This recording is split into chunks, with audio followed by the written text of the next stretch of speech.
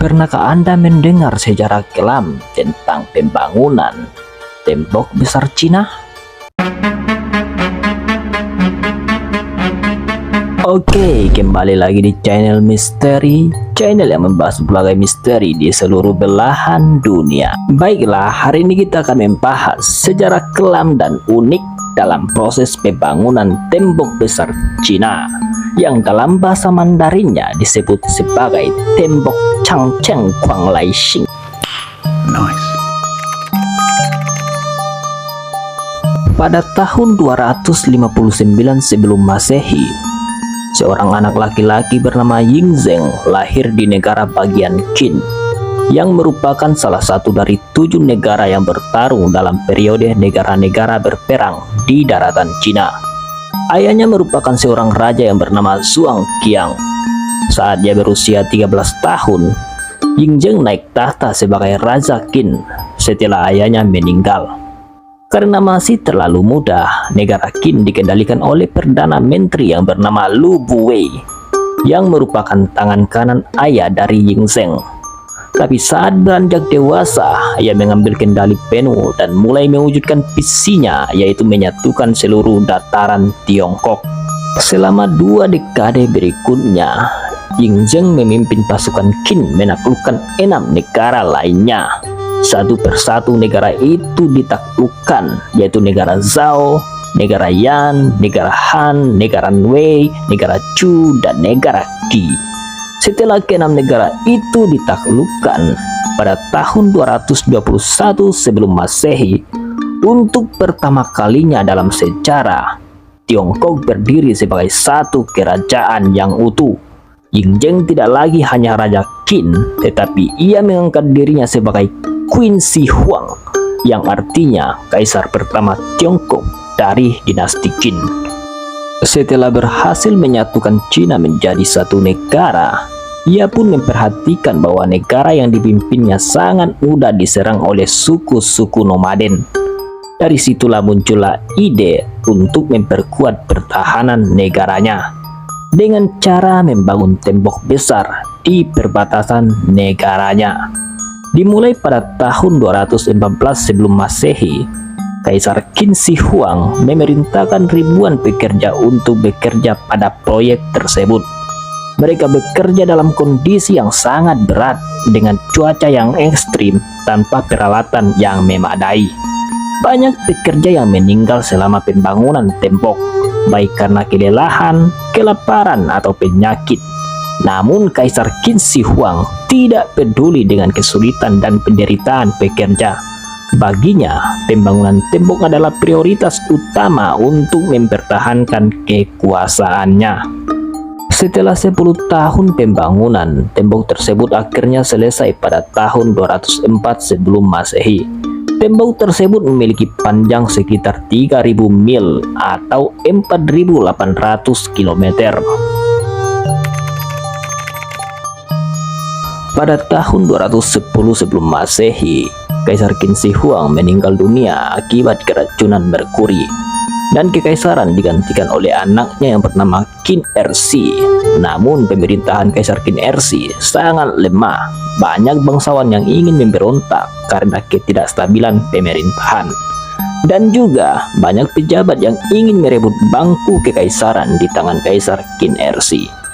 Karena konflik internal yang sangat parah dalam kekaisaran, akhirnya pada tahun 207 sebelum Masehi, Kaisar Qin Ersi digulingkan dan dipaksa bunuh diri oleh pejabatnya sendiri.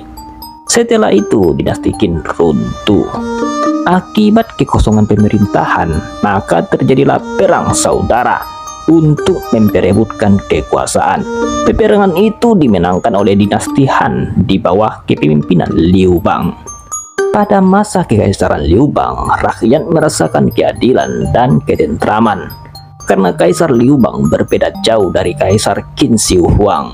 Ia dikenal sangat adil dan bijaksana. Ia memprioritaskan rakyat dalam pemerintahannya. Namun seperti banyak pemimpin lainnya, ia juga memiliki sisi kelam terhadap lawan-lawan politiknya.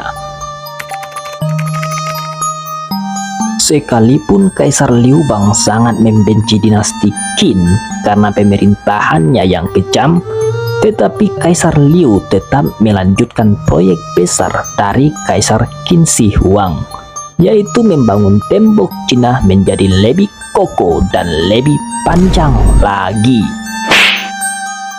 Karena ia mengerti bahwa pertahanan sangat penting untuk menghindari invasi dari suku-suku lainnya.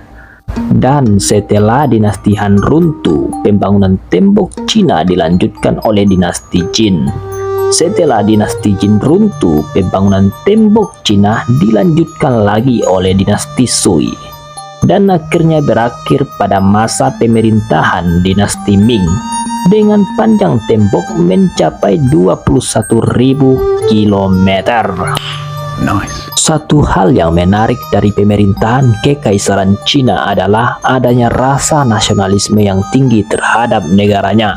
Terlihat dari pembangunan tembok Cina yang berkelanjutan, karena setiap dinasti tetap melanjutkan proyek yang dijalankan oleh dinasti sebelumnya.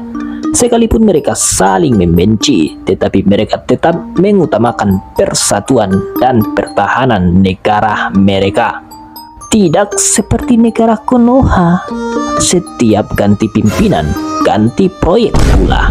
Proyek lu adalah proyek lu, proyek gua adalah proyek gua. Itulah simbol dari pemerintahan Konoha. Jika seperti itu terus, jangan bermimpi untuk maju. Oke, next. Tetapi di balik megah dan indahnya tembok Cina, tersimpan sisi kelam di dalamnya.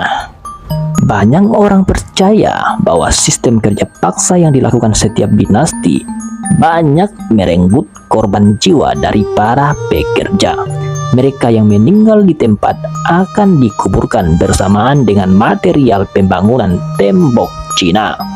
Tembok Cina juga merupakan saksi bisu ketika terjadinya perang antara Kekaisaran Mongolia dan Kekaisaran Ming Cina yang berlangsung sangat lama, yaitu kisaran 30 tahun lebih. Bayangkan berapa jiwa yang meninggal pada peperangan besar tersebut. Bisa dikatakan tembok Cina telah banyak dibasuh oleh darah para tentara. Hal yang unik dari pembangunan tembok Cina adalah material utamanya, yaitu tanah liat yang dicampur dengan beras ketan. Ya, beras ketan. Beras ketan memiliki zat perekat yang unik. Jadi ketika dicampur dengan tanah liat, itu akan menjadi semen alami yang kuat dan tahan lama. Coba Anda bayangkan berapa gandum dan padi yang dikorbankan untuk membangun tembok Cina tersebut. Jadi begitulah sejarah panjang pembangunan tembok Cina yang hari ini kita lihat dan saksikan, walaupun hanya sekedar melihat foto dan videonya saja. Oke, mungkin itu saja pembahasan kita mengenai sejarah kelam tentang pembangunan tembok Cina. Saya tidak ingin berbasa-basi karena saya ingin cepat berbuka puasa. Salam SCTP.